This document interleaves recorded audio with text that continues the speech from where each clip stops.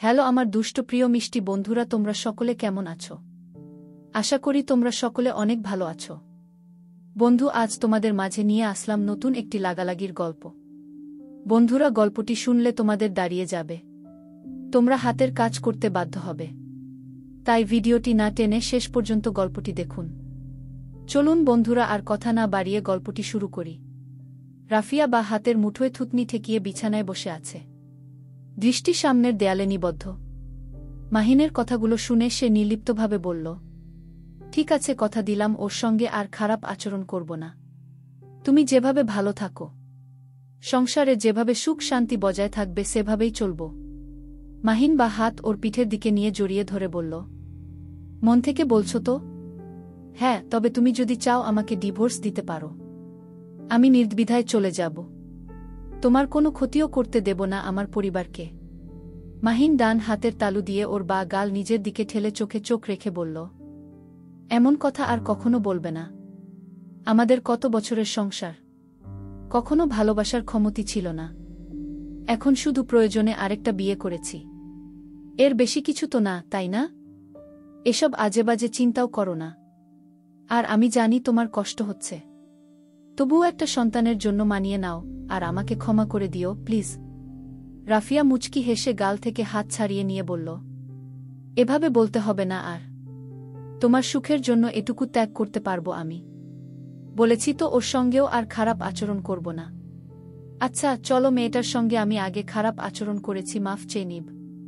আরে এগুলো লাগবে না মাহিন, আমি বুঝতে পারছি তুমিও বিপদে পড়ে গেছ।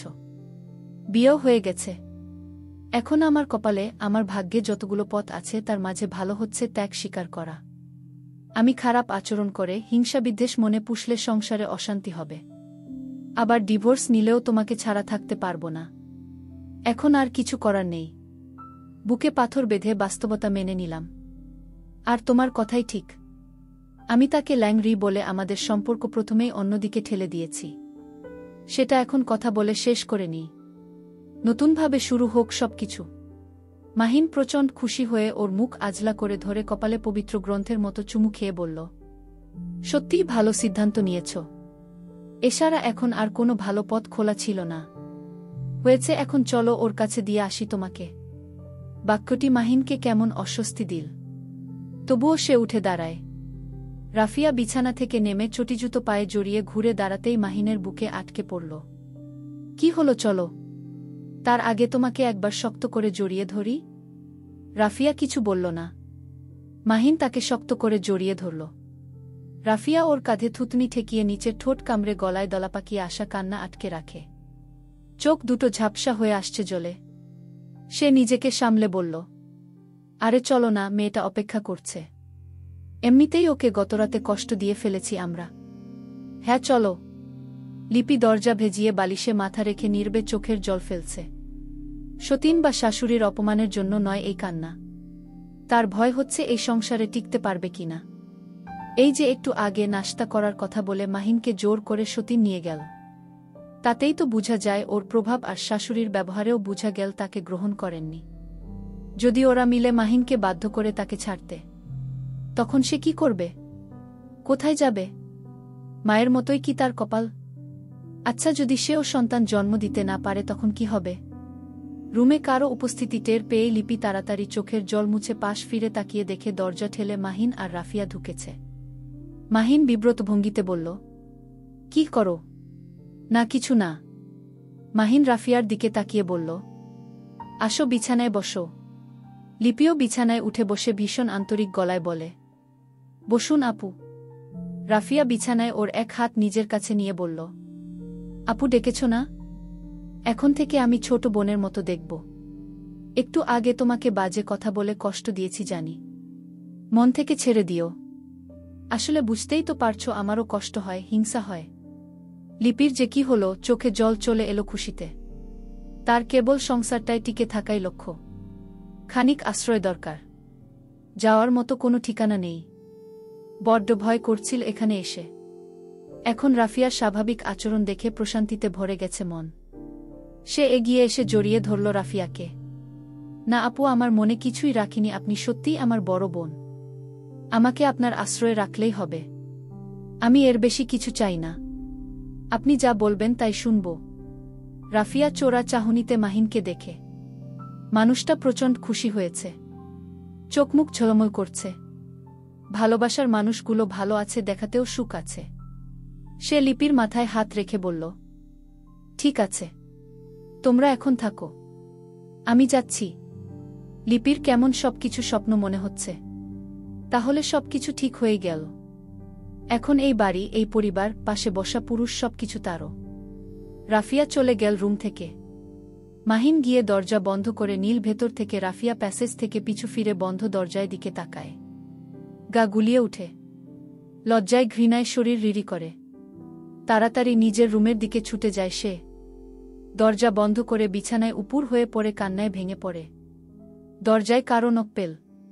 রাফিয়া চোখের জল মুছে গিয়ে দরজা খুলে দেখে দুজন মেহমান। লুবনা মিষ্টি হেসে বলল, আমি লিপির ভাবি। আর ও হচ্ছে লিপির ভাই। ও আচ্ছা, আসুন না বসুন। রাফিয়া নিজের রুমের সোফায় বসায় দুজনকে। লুবনা বসতে বসতে বলল, হঠাৎ চইলা আসলাম। আসলে লিপিকে দেখতে ইচ্ছা করছিল, তাই ওকে জোরাজুরি করে নিয়ে বের হয়ে পড়েছি। রাফিয়া আমতা আমতা করে বলল, ভালোই করছেন। লিপি কোথায়? রাফিয়া আমতা আমতা করে বলল, ওরা ওই রুমে আছে। আসলে ঘুমাচ্ছে এখনো। লুবনা তাকিয়ে বলল, এখনো ঘুমে? এই ব্যাগটা নিন, কিছু নাশতা এনেছি হাতে বানিয়ে।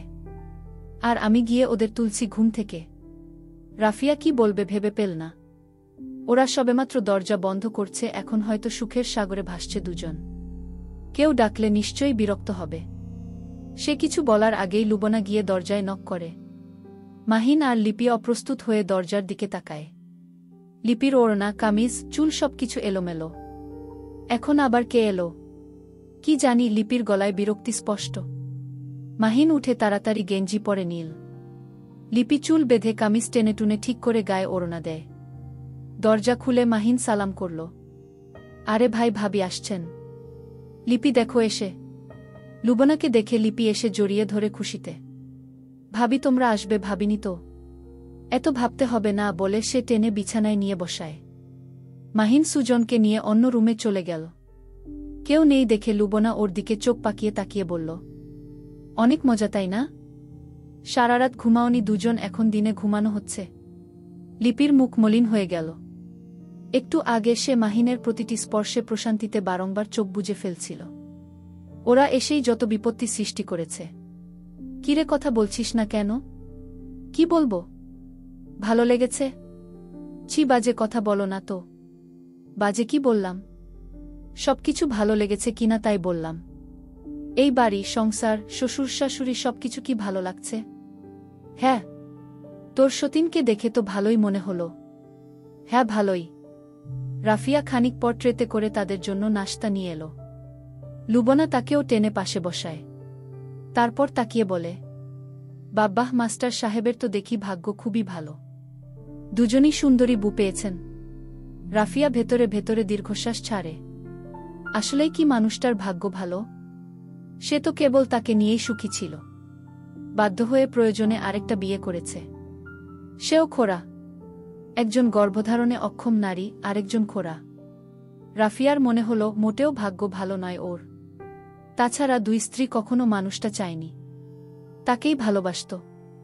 মনে প্রাণে এক স্ত্রীতেই সে সন্তুষ্ট ছিল।